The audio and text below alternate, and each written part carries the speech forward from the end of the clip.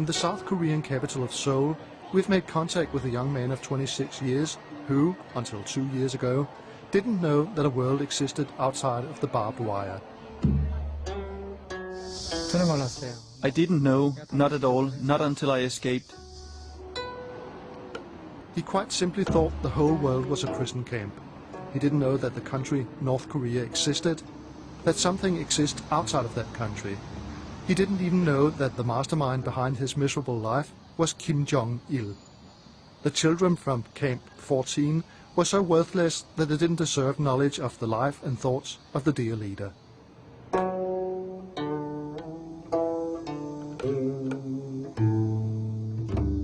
Shin Dong-hyuk is not special in the sense that he has escaped the North Korean prison system. Tens, if not hundreds of thousands of prisoners are locked up there, and a few have managed to escape. But he's unique in the sense that he's the only one known to have escaped a so-called special control zone. That's a special camp system within the camp system, where prisoners are expected to spend their whole life. He's the only one who has come out alive and has been able to tell his story. We meet Shin at an old prison. Here the Japanese kept, tortured and murdered Korean patriots before and during the Second World War. It's an environment that he recognizes immediately. I was in a cell exactly like that. Shin Dong-hyuk's story began on the 19th of October 1982.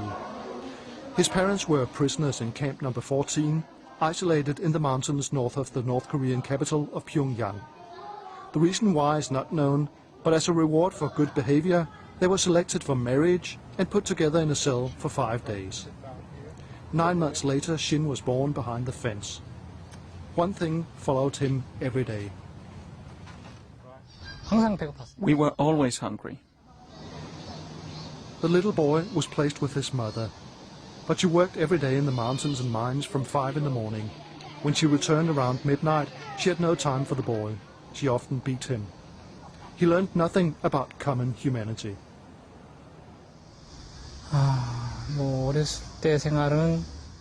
I had no real feelings when I was a kid.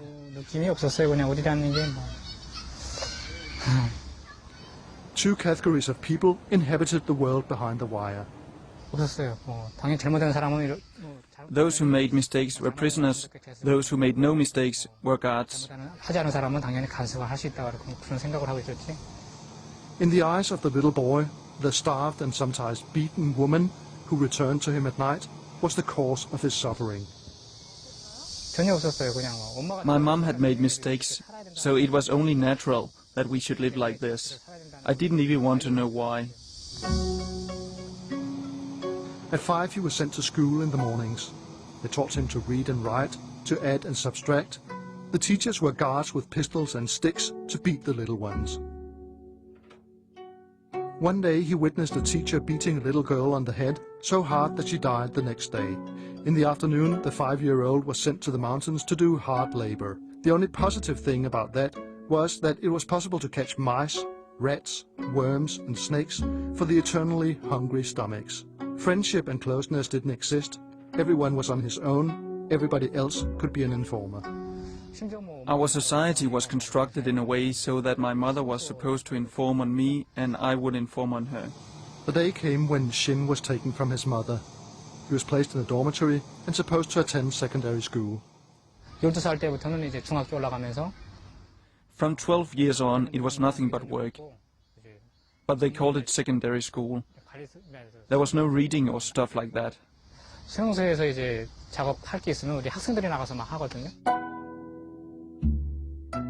It would be 2 years before he was to see his mother and an unknown brother again. But before that he was suddenly dragged out from the dormitory by guards, thrown into an isolation cell and subjected to unspeakable torture.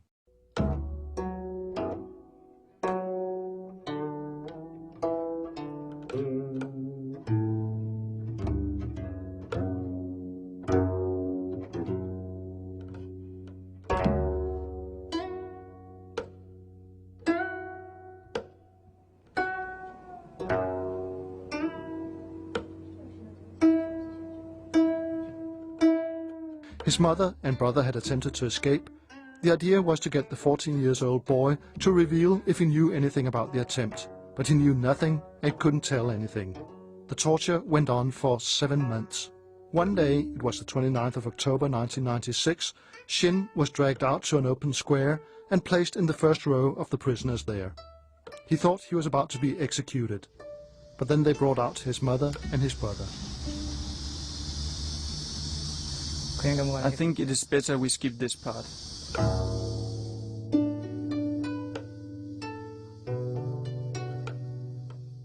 The brother was shot.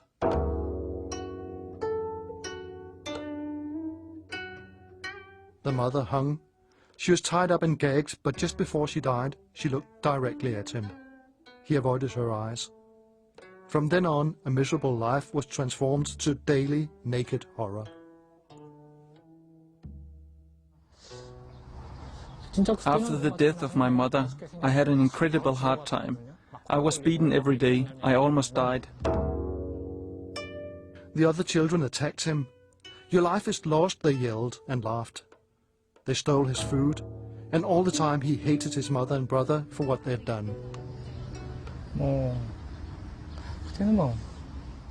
I blame them a lot. It's hard to express.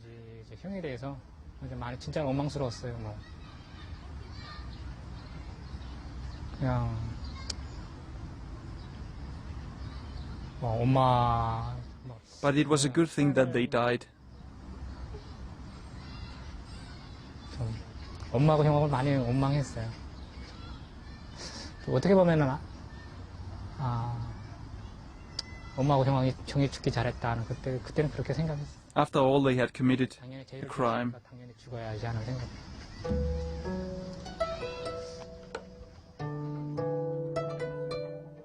Years went by. Shin was teamed up with a guy who had lived outside the wire. He told the boy about Kim Jong-il and his father Kim Il-sung, and about the fact that a world existed out there where there was endless amount of food every day. The food made me escape. Even if it was going to cost me my life, the only thing that interested me was the food. One day in January 2005, he was in the mountains with a friend hauling timber. It was twilight and cold. The guards were away for a moment. The electric fence was only 20 meters away. This was the chance of a lifetime. 그때 내 생각에는 If we don't run now, we may never get the chance again. 없을 거라고 막 그때 진짜 막.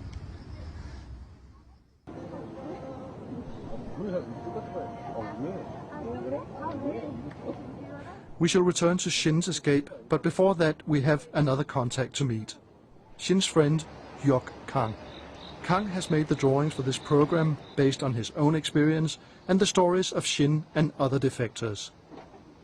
We meet 23-year-old Kang at a modest private center that collects documentation about North Korean defectors.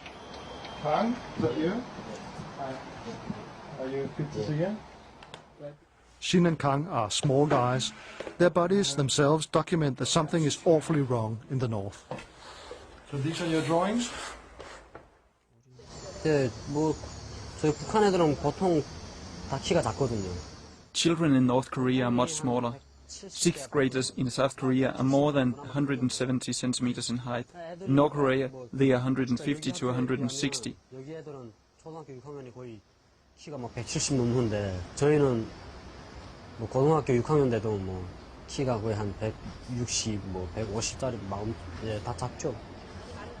네, 엄청 마르고 또. Their faces are always swollen because of hunger.